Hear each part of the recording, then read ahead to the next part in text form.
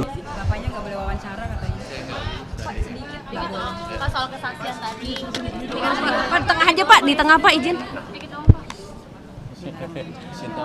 minta maaf di aku Dila. Nggak boleh ngomong gitu. Nggak boleh. Dikit dong, Pak. Nggak boleh, Pak. Soal keterangan saksi tadi yang mengatakan bahwa ada perintah untuk membuat iuran dan berhasil, Pak. Ya, hewan kurban dan perjalanan ke Arab Saudi itu benar adanya, Pak. Oh, udah kita ikut persidangan. Oke. Ya, saya jawab. Bentar. Tapi soal meminta bawahan untuk iuran itu berarti Ya gimana nih? Bapak boleh dijelaskan tadi terkait dengan jalannya sidang di pagi hari ini? Ini kan tadi kan banyak sekali ya fakta-fakta baru tentang tadi bagaimana? Ya, betul. Dapat saya jelaskan ya. Pertama-tama kita terima kasih kepada teman-teman media ya yang selalu ikut memantau persidangan karena menjadi bentuk transparansi kami selaku jaksa penuntut umum untuk membuktikan perkara ini sehingga bukan hanya yang di dalam ruang persidangan tetapi bisa juga diketahui oleh masyarakat umum sehingga nanti apapun yang menjadi putusan adalah sesuai dengan fakta persidangan yang sama-sama kita lihat. Memang pada saat ini ada fakta baru karena memang direktorat yang kami hadirkan ini adalah direktorat jenderal yang baru, dalam artian di persidangan sebelumnya kita masih seputar kesetjenan, eselon 1 kesetjenan, sedangkan yang sekarang masuk Direktorat Jenderal PSP, Prasarana Sarana Pertanian, yang itu merupakan eselon 1 yang terpisah. Sehingga memang banyak fakta baru yang kita temukan di persidangan ini karena memang sudah berbeda Direktorat Jenderalnya begitu. Bang, tadi kan dalam keterangan saksi ini kebanyakan memperjelas bahwa memang ada paksaan untuk memberikan iuran di luar anggaran Kementerian Pertanian. Artinya dengan adanya pernyataan saksi tersebut ini menguatkan tuntutan dari jaksa nggak sih, Dokter? Ya, betul. Jadi memang kita dalam membuat dakwaan tentu kan sudah berpatokan pada hasil penyidikan. Di hasil penyidikan itulah yang kita tuangkan dalam dakwaan ya. Semua saksi yang kita hadirkan tentu yang berkaitan dengan pasal 12E, artinya ada pemaksaan ataupun istilah umumnya pemerasan ya. Dalam jabatan Pak Yassin Limpo pada saat menjadi menteri. Salah satunya yang pada hari ini kita hadirkan dari Direktorat Jenderal PSP menyebut hal yang sama. Paksaan itu muncul dikarenakan memang anggarannya tidak ada sehingga Direktorat Jenderal PSP agak berbeda, mereka tidak dari pinjaman tetapi dari urunan yang dipotong dari perjalanan dinas disisihkan, bahkan terpaksa ada beberapa SPJ yang fiktif. Jadi SPJ fiktif itulah dikumpulkan. Nah yang kami juga terkejut ya dan agak heran ternyata orang-orang yang dipakai di SPJ fiktif tersebut ternyata memaklumi, kan tadi didengar, artinya memaklumi bagaimana? Memaklumi bahwa perbuatan untuk memaksa ini adalah sesuatu kewajiban yang harus dipenuhi, sehingga mereka memaklumi. Kan kita juga mungkin heran lah, kita juga nama kita misalnya digunakan untuk SPJ fiktif tetapi memaklumi, karena mengetahui ini adalah suatu kewajiban yang dipaksa oleh pimpinannya dalam hal ini secara berjenjang sudah dijelaskan ya.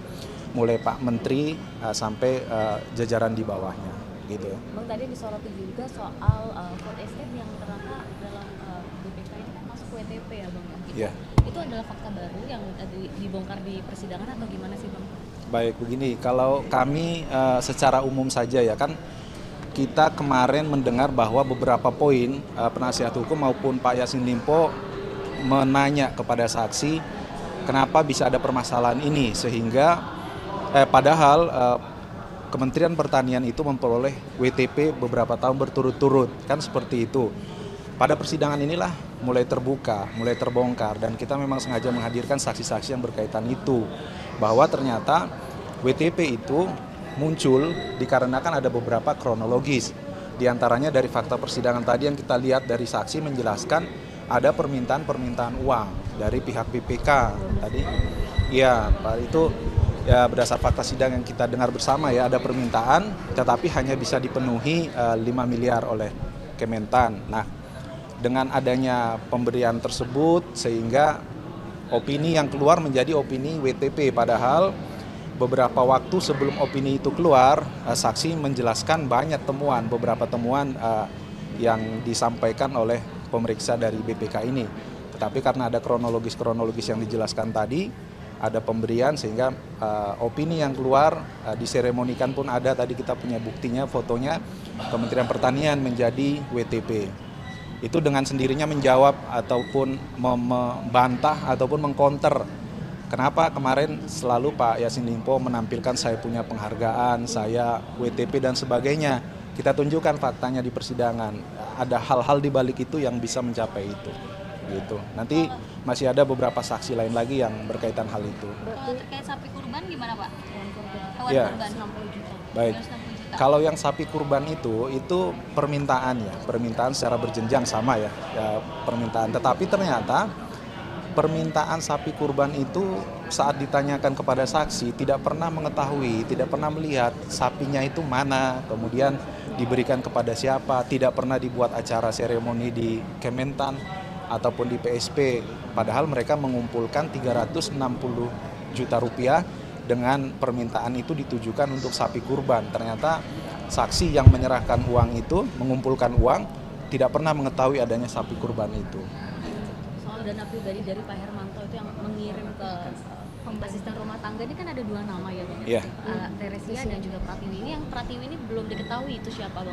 Oke, ya nanti bisa kita dalami ya. Tetapi berdasar keterangan Pak Hermanto selaku Sesdijen menyebut pemberian yang ke Pratiwi itu adalah pemberian pembantu pribadi di rumah Pak SEL yang di Makassar.